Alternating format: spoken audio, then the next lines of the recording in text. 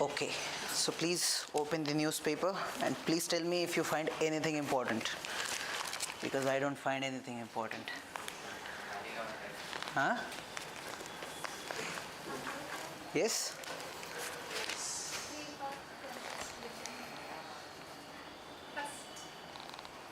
Park terrorist behind Pahalgam killed. Okay. Is it a big news as such? Not that important as such. For exam, obviously. No? Nothing as such on the first page.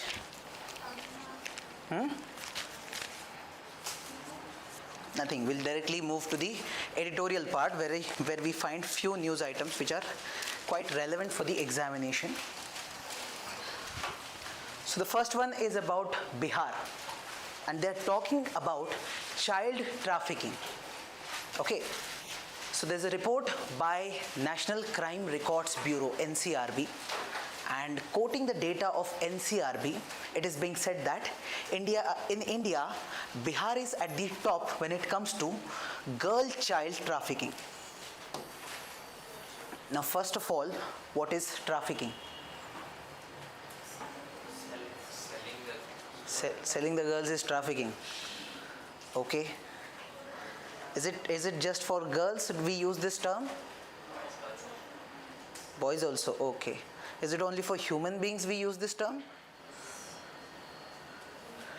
So trafficking, when we are using this term trafficking, this word simply means you are transporting, you are moving something from one place to the other place. And this movement is actually not allowed by law. So whenever there is a movement of something, I repeat, movement of something, that something could be a human being, that something could be a product, a crop, anything, even an animal. Human being, animal, any crop, any product, anything, you are moving from one place to other, but that movement is not allowed by law. So any illegal movement will be called as trafficking. So for example, let's say someone has got some drugs. So from Pakistan, they are sending it to India. Movement of drugs from Pakistan, Afghanistan to Pakistan, Pakistan to India. This is not allowed, right? This is also trafficking. We call it drug trafficking. Sometimes some people, they find some kind of animal which has some demand in some other country. Let's say in our Eastern Ghat, there's something called this pangolin, if you have ever seen. Not seen. Very good. Pangolin, there's an animal called pangolin. Okay, please go and search whenever you get time. So it is there in Eastern Ghat areas. I think even in Telangana, Andhra also many a times we see pangolins. So what happens is many people try to catch these pangolins and try to export it to China. Okay, that is also illegal. So this is wildlife trafficking, somewhat we can say. Now when this trafficking is happening in terms of humans, that's where human trafficking, this word we use. Here they are specifically talking about the child trafficking part. Okay, why human trafficking will take place? There could be multiple reasons. One could be for some kind of domestic work. Let's say you will get some people, let's say many children are there. You don't need to pay lot of amount for any kind of work to a child, right? So somehow you will lure them with a job, or let's say there's a very poor family. So some people will come and they'll say, we'll give you a job or we'll give you something.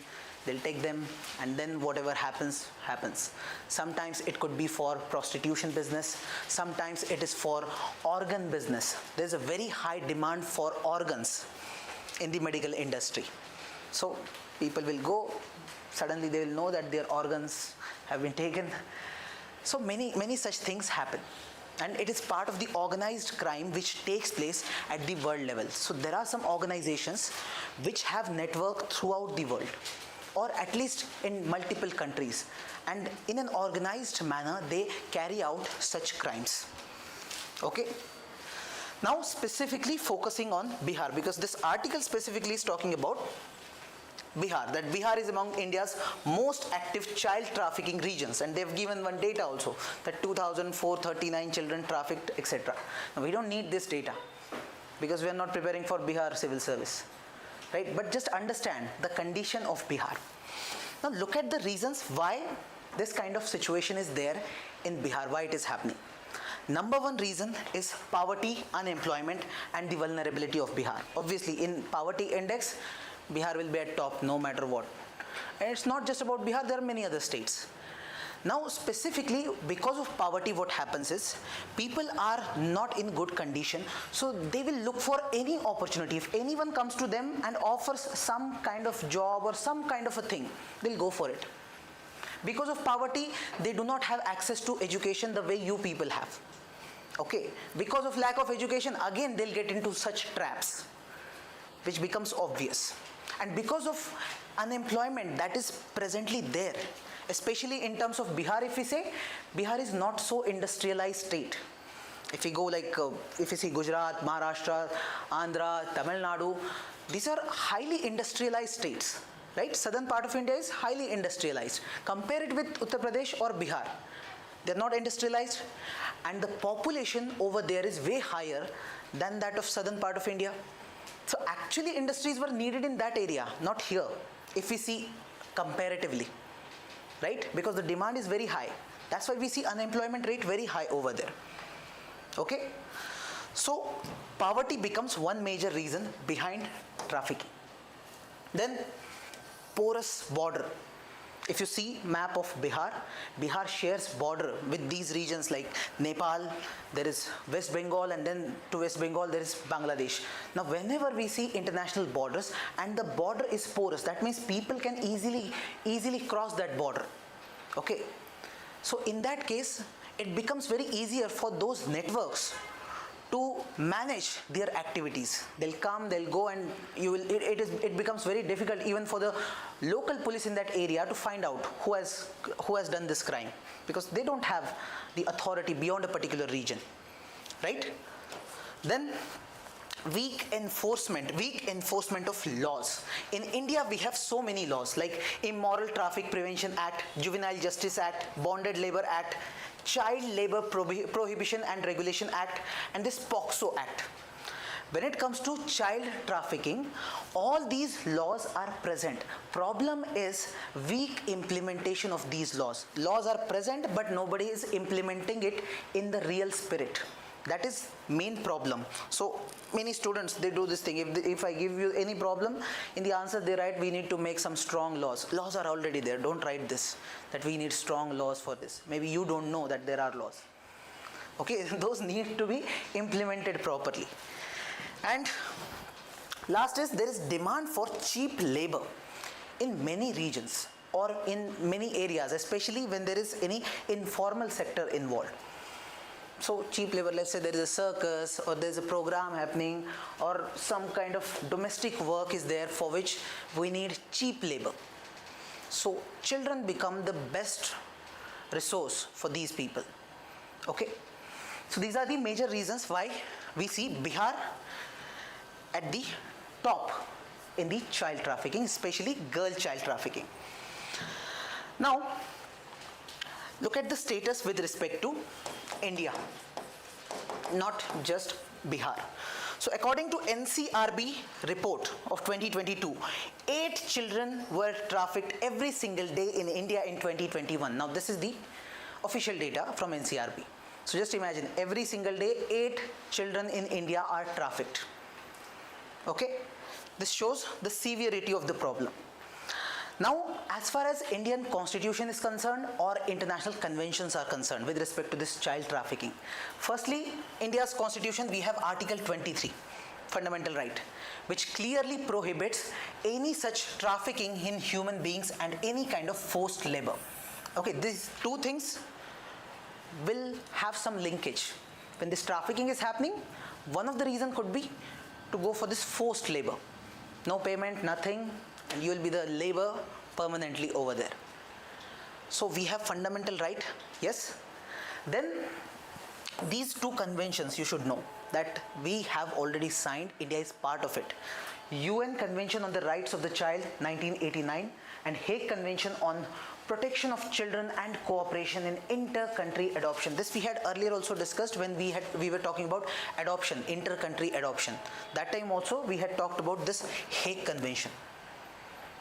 Okay, so just these are few things which you should know. Anyway, you will remember this Article 23. That's not a concern. At least these conventions try to remember. And there is one case in which court has said something important. The case is Pinky versus State of Uttar Pradesh. Nice name, Pinky. It becomes easier to remember. So in this Supreme Court clearly said this to all the high courts in India. They said if there is any case of child trafficking, it is the responsibility of high courts to ensure that this case is resolved in 6 months. Okay, somewhere they have put this timeline for these cases to be taken up on priority, to be sorted out on priority. Okay, that fast track court system which we were talking, although this is not fast track court. Okay, we have not created any new court, special court as such. The same courts are doing the task, but they are prioritizing these cases.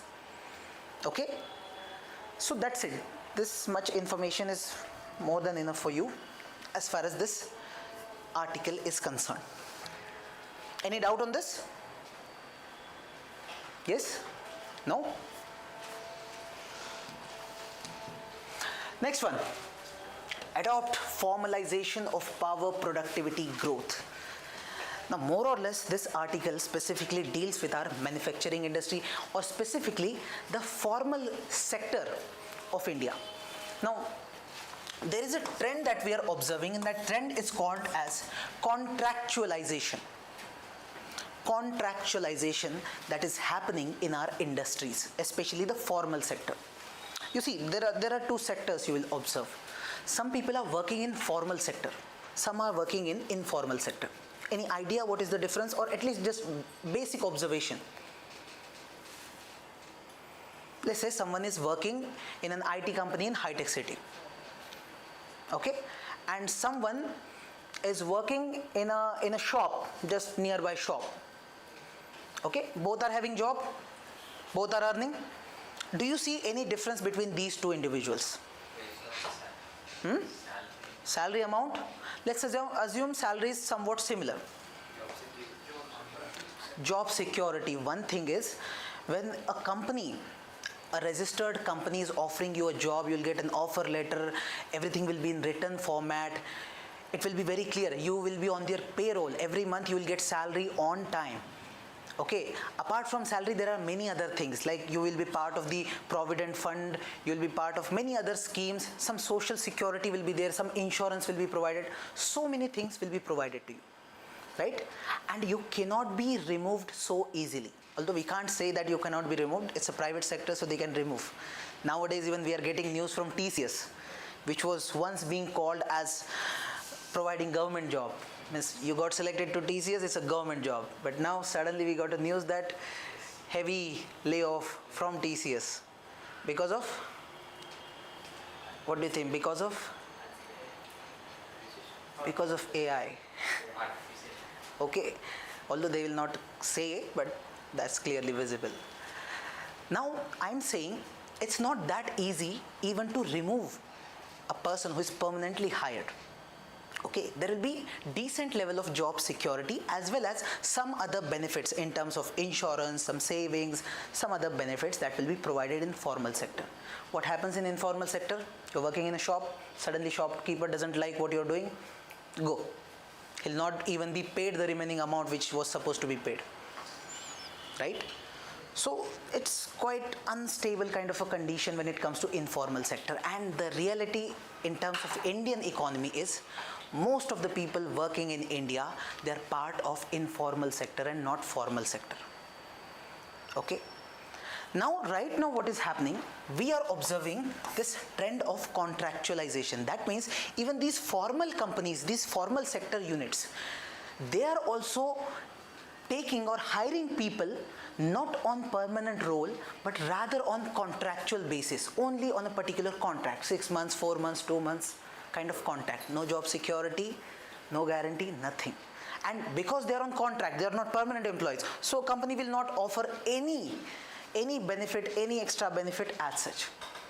And nobody is taking care of these people. Look at these people. Neither government is giving anything, nor the company with whom they are working, they are not providing anything. Such things are happening. This is becoming common right now. Okay. Now see the data. This contract labor share has increased from 20% to 40%. Just a rough figure, in last 20 years we see this trend, that it has increased by 20%. Now, one thing, first, they will not get any protection under this law. Now we have this Industrial Disputes Act 1947. Now when you look at any industries or formal sectors, they will follow these regulations made by the law. So there could be any labor law, any law which says that you can't remove suddenly someone, you have to be there, you have to provide some notice period. All those things will be there. For example, if a lady is there and let's say she needs some leaves, let's say maternity leaves, she can ask for those leaves and they will have to give that, right? But in this case, those contractual workers, they'll not get anything. Second, their wages will be lesser as compared to these permanent employees. Okay, and they have very less bargaining power, because it's like the power is completely there with that corporate unit. When you are not a permanent employee, you hardly have any bargaining power with them. Okay, so this is a new scenario which is happening. This is a trend that we are observing. Now, why companies mostly are going for this contractualization? First thing, cost part. Right now what is happening is, suddenly this trend is there wherein AI is coming, automation is coming, suddenly things are transitioning. What companies are thinking about, instead of hiring someone with a long-term commitment, that is a bit risky for the company. It's better hire someone on contractual basis, because we don't know what kind of new technology will come and we might not need so many people over here in the organization. Okay, so cost cutting is one thing, and they want some flexibility. Now flexibility in these terms, what happens is, in the entire year, sometimes the company has peak demand for their products. Let's say in Diwali time, not in Hyderabad, but I'm sure in many parts of India, Diwali is the period which is said that maximum economic growth or economic activities are observed in India. Okay, now that would be the time when company would need more employees, but rest of the period they might not need so many employees. So companies find it very good, let's have flexibility, we will hire you only when we will have peak demand, rest of the time we don't care where you live and what you do. Okay, then our labor law implementation is relatively weak. Now there's a reason behind that. Even it's a conflict. If you give priority to businesses, you will not give priority to labor laws. Labor laws protect laborers. They will give priority to laborers. And business laws or laws which support businesses, they will try to provide more relaxed labor laws. If labor laws are very strong, labor laws means, let's say, clear cut, only 8 hours I'll work, only these many days, Saturday, Sunday should be off, and all these terms are there. What businesses want, allow us to do whatever we want to. Be flexible, only then we will come there and we will invest, we will establish our company. So there will be conflict between these laws which are for these ease of doing business and the labor laws. And as far as labor laws are there, we see they are being very weakly enforced or implemented. Then rising competition, again because of this changing trend, changing technologies, and because of globalization, all the countries are interconnected right now, so there's a heavy competition. Now we are going for free trade agreements with different countries, like right now, for example, Britain, we are having this FTA, so now British companies will also be there in competition. So similar things are happening, because of which there is immense pressure on these companies also. And automation is nothing but the same thing, the AI and changing technology, because of which there is uncertainty. So understand the thought process of corporates also, and understands the need of these laborers also. Okay. So these are the problems, and this is how the trend is. There are some suggestions given in this article. For example, they say we need to have some balance wherein you bring flexibility for companies, that companies should not have any strong rules to be followed as such, but also we need to protect the workers. So workers security or social security has to be ensured. So government has to come up with some incentives, some plans for these people. Okay, already we are coming up with many things, like when government brings any scheme of social security like Ayushman Bharat, which takes care of the health part, or some kind of scheme related to any insurance. So all these become important over here. Okay, then some fixed term contracts, this is being talked about. At least if there are contracts, those should have some fixed term. Sometimes the contracts are like, contract is given, there is no fixed timeline, or for 6 months or 8 months, suddenly company will say we don't need you. At least government is saying, or the policy measure that can be taken is, these should be fixed term contracts. Okay, and other programs which government can bring, for example, to build some skills. The problem with these people is they don't have any bargaining power because of lack of skills or upgraded skills. If the technology is changing, now it is the job of government to ensure that these people also get some skill training so that they can upgrade their skill and they become ready for those new challenges. Okay, all these are policy measures that can be taken. Just you can think about it. Yes? Any doubt? Tough, easy, average? Average? Okay. Next. I don't like such articles, very boring. Now, news, not so important, but just to look at what is happening about India's growth. Many agencies will come up with their projection of India's growth, how much growth we will see in India in next 1 year, next 6 months, etc., etc. Now this remains important for us to check what is happening in India. This is also important for investors also. Investors will also think about it, whether we should invest in India and all. Now this is IMF's data. They have talked about the growth of India, 6.4% for 2025-26, 26-27. So this year, this financial year, 6.4% growth will be there. Next year also, this growth will be there. Earlier they said it will be 6.2. Now they are saying most probably it will be 6.4%. Okay, don't need to mug up these data as such. Just observe it. Just observe. Somewhere around 6% we are growing.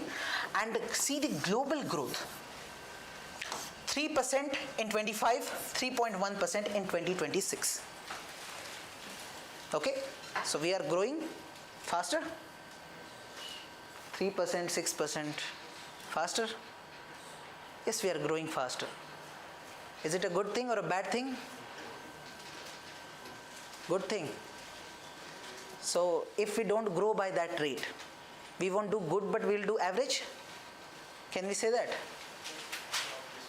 Probably. The answer is no. The condition in which India is living, the number of people we have, the kind of poverty we have, the kind of unemployment we have, even if we go with 6% rate or we are the fastest growing economy in the world, it's not something good, it's our necessity. We will have to have this growth rate. Otherwise, there will be disasters in our country. Suddenly you will see protests. Okay, you need this growth rate. So it's good, not bad obviously, but if you go below this or even if you perform average, that will be bad. Okay? Now, again talking about MSME. Last time we had discussed about MSME. Yes, we discussed the criteria and all. Now, it is being said that India may replicate pro-MSME features in future trade deals. Now, recently, we had this free trade agreement or free trade deal with UK, right? Now, probably we will also have some trade deals with other countries. Now, in the trade deal which we had with UK, in that trade deal document, if you see the document, there is a special chapter on MSMEs. Indian government is specifically focusing on India's MSME sector. And I had discussed why. Any idea why? Employment opportunity, very good. Number one is Indian MSME sector has got a lot of employment potential. Already the employment rate is very high over there. Second is its potential in export. As far as our total export is concerned, we see substantial export coming from MSME. So our MSMEs are capable enough to export and compete at the global level also, if needed. Okay, so this is important. You see, it contributes to 30% of GDP and 45% of export, employs 11 crore people. Good number. Good thing is it also provides job in rural part of India and semi-urban areas, because most of our jobs are there in the urban areas or areas like Hyderabad and all.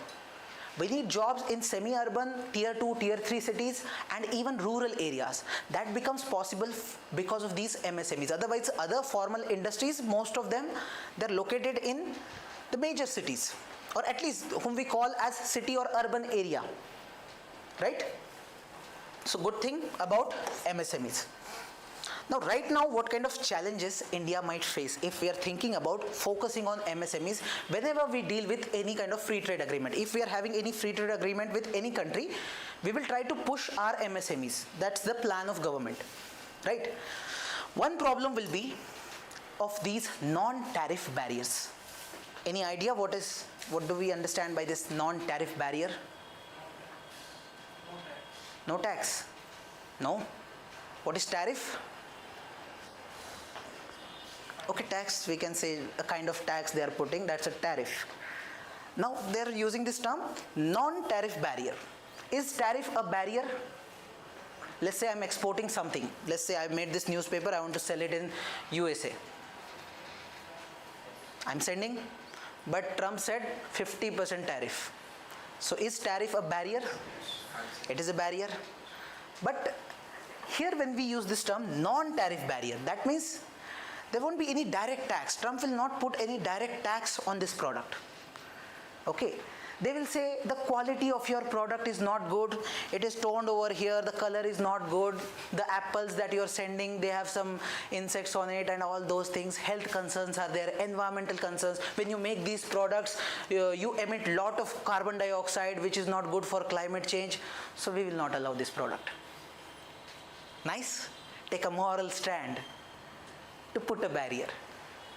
That's called non-tariff barrier. There is a barrier just like tariff barrier, but instead of putting tax, you're taking some other moral stand or talking about health or environment something. Okay, so these things can become problematic. The reason being, in India, the regulations, the government regulations are relatively relaxed, and comparatively if you go to European Union or America, those regulations are stronger. Especially in European Union region, you'll find regulations are very strong. So even if I talk about, let's say we're sending some mangoes and all, we don't check mangoes over here in India. We'll just buy it. There they will go for multiple testings. They'll see if it is hazardous and all. They'll go for so many things. And if any report comes negative, ban. You can't bring this in Europe. Okay? So those norms or those regulation difference is there. So this can be a problematic thing, because when you're talking about MSMEs, then you will hardly see any kind of regulations. They are already operating at a very small scale. They also have very less amount of money with them. So they can't even ensure the high quality standard which these countries might expect. Okay? Then global competition from developed economies. Now the segment where one MSME is trying to send something, let's say in India, some companies, some small industries are making something. Opposite to that, in competition, there's one company from USA. They have a lot of resources, they have a lot of money, they can put money in research and development and technology, come up with very fine finished good. As compared to that, this MSME might not have that many resources. So this competition is going to be very intense and tough for our MSMEs. And technology and credit access. Now this credit access is very important. Credit means loan. So getting the loan in India is not that easy, especially if you don't have anything to show, right? Although government is coming up with many programs like this Mudra Yojana and all, but still, as far as credit access is concerned, in developed countries you will find it as better, relatively better. Okay, so these are the challenges that our MSMEs might face, even if government is planning to do all these things. Yes, any doubt? If you know the challenges, you can talk about way forward, not a big deal, like please come up with such provisions which you have done with UK, come up with some similar provisions in other trade deals also. Digital platforms, research and development, credit support, whatever challenges are there, for the same things, solutions can be there. Okay, if there is no credit access, provide credit access through our banking system, etc., etc. Done? Then, this news, do you find this news important?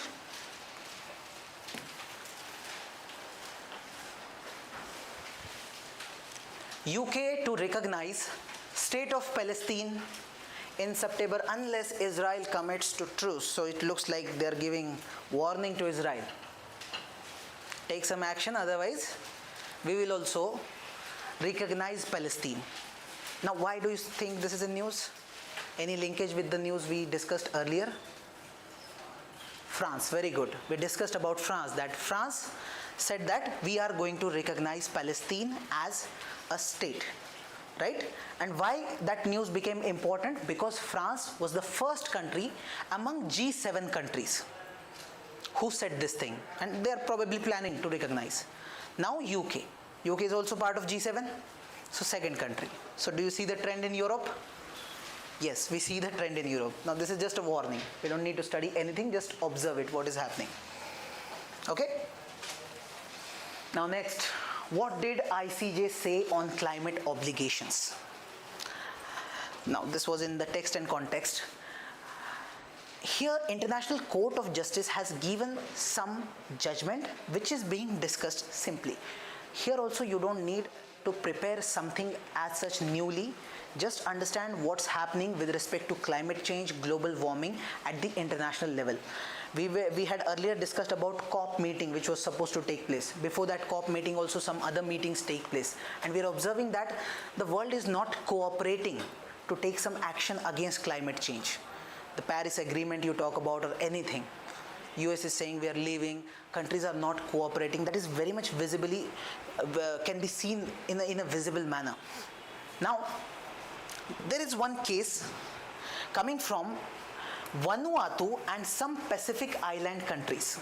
Now, Vanuatu is a very small country. If you see the Pacific region, go eastern side of Australia, all the central Pacific region and all, there you will find a very small country. There are many Pacific nations, island countries, and one small country called as Vanuatu. Okay, please locate that in the map. It's so small that maybe even normally in Google map also you will not be able to see that easily. So small. And with the rising sea level, because of rising temperature, we are observing what is happening is when the temperature rises, glaciers will start melting. Glacier melting rate will increase. So more glacier will be melting, so more amount of water will get added in the oceans. If more amount of water is added, obviously the level, sea level will rise. Okay, so just imagine little bit of sea level rise and suddenly one entire city. And in this case, this Vanuatu island, it's an island, and the studies are very clear. This island and many more islands will be vanished completely. You can't live on these islands. They will be submerged underwater in just few years. So Vanuatu, their president and some other Pacific nations, they went to International Court of Justice saying that, sir, we already have some international convention, like we have this Paris Agreement and there are some international laws, conventions, so many things. So we need your advisory opinion, just like our president goes to Supreme Court asking for some advice on any constitutional matter. We talked about that in presidential reference, right? Similar thing they are doing. They have reached out to International Court of Justice that please give us some advisory opinion on this matter. Is there any obligation on all the countries or all the governments of the countries or all the states to take some action for this climate emergency? Okay, for us it doesn't seem like emergency because we are not facing that challenge. For them it's an existential crisis. Okay, so they reached out after this. In 2024, ICJ has given their opinion, and in this opinion what they said, first of all, there is an obligation on all the states to take some proactive steps to avoid activities that lead or that worsen climate change. Proactive steps means you have to take actions before such incidents happen. Once there will be a disaster, after that countries will come that will do something, will do something. They're saying, what will you do after that? People will die, everything will be gone. So proactive steps, you have to take it, and this is an obligation. Then they connected it with human rights. So they say dealing with this climate change is important because human rights have to be protected. In this case, it is right to life, right to health, and right to environment. It affects these rights directly, climate change, the problem of climate change. In terms of India also, if you see, these are part of our fundamental rights. So don't you think it is the job of our government also to take care of this part, right? Then court also talked about polluter pays principle. So if you observe, when we talk about global warming and climate change, one thing specifically comes into picture, wherein developing countries, especially countries like India, they keep on saying one thing, that those countries who have historically made these emissions, means we didn't do all this carbon dioxide emission and all, we are doing it right now. There are some other countries who have never done that. Hardly they have done some carbon dioxide emission or greenhouse gas emission. But those countries who enjoyed industrial revolution, Britain, USA, France, all these countries, they have polluted the environment badly. That's why it is their responsibility more. It is their responsibility more. It's not like, we're not saying that it is not responsibility of the developing world to take an action against climate change. The more responsibility lies on the polluter. So polluter pays principle, when we are saying, here we talk about common but differentiated responsibilities. The responsibility is common on every country, but it's not the same.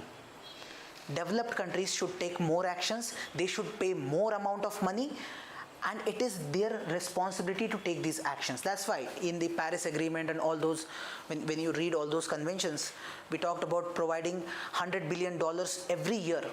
Developed countries will pay $100 billion to developing world. That was being said to take some action against climate change. Problem is, this developing countries, they don't have resources. Even if they want to take action, they don't have resources. Developed countries have those resources. So that's why we talk about this common but differentiated responsibilities. And here, even this International Court of Justice, they are also supporting this idea. As far as India's stand is concerned, India also supports this idea. And you will see one tussle whenever there is any climate change related talk. Developed countries versus developing countries. Developed countries will always want that we should not pay any money. They don't want to. And developing countries will continuously say that it is your responsibility, you have to pay. Okay, we don't have money, we don't have technology, at least give some technology, give some money, we will deal with climate change and all. And anyway, because it's a global problem, it's not one country's or two countries' problem. Okay, getting the point? Now, even if International Court of Justice has come up with this judgment, problem is it is non-binding. So what's the use of it? Yes, even if they have given this judgment, there is this judgment is not binding on any government as such. But whenever such judgments are there, it sets some narrative in the world. People start talking about it. There will be some moral pressure on the governments. Okay, so this plays some role, although not the kind of, we can say, when there is any legal binding stuff. For example, in Paris Agreement, when that agreement took place, there was some legal binding clause. That's a different thing. That will have like direct effect. When you have legal binding stuff, government will have to take actions. Here in this case, there is no such guarantee that they are going to take any action. Okay, neither International Court of Justice has any power to ensure that this judgment is followed in letter and spirit as such. Okay, So that's it. You should just know what's happening in international world right now, especially about climate change. Topic of climate change will be one of the most important topic for your exam. For essay, for GS3, even for GS4. Okay? Will be very, very important when it comes to a problem which the entire world is facing. Or if I ask you the number one problem for the entire world right now, it's number one is climate change. No other problem is number one. Okay, there will be other problems also, like terrorism is a global problem which every country is suffering from, right? Means it's a concern for every country. It's not like concern for just one country and not for the other country. That is a concern. Gender injustice is a problem in the entire world we see. But climate change is something that's going to affect very badly to every single person. Okay? So that's it. If you have any doubts, please ask.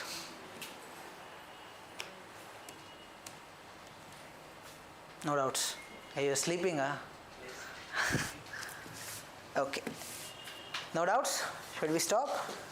Thank you so much.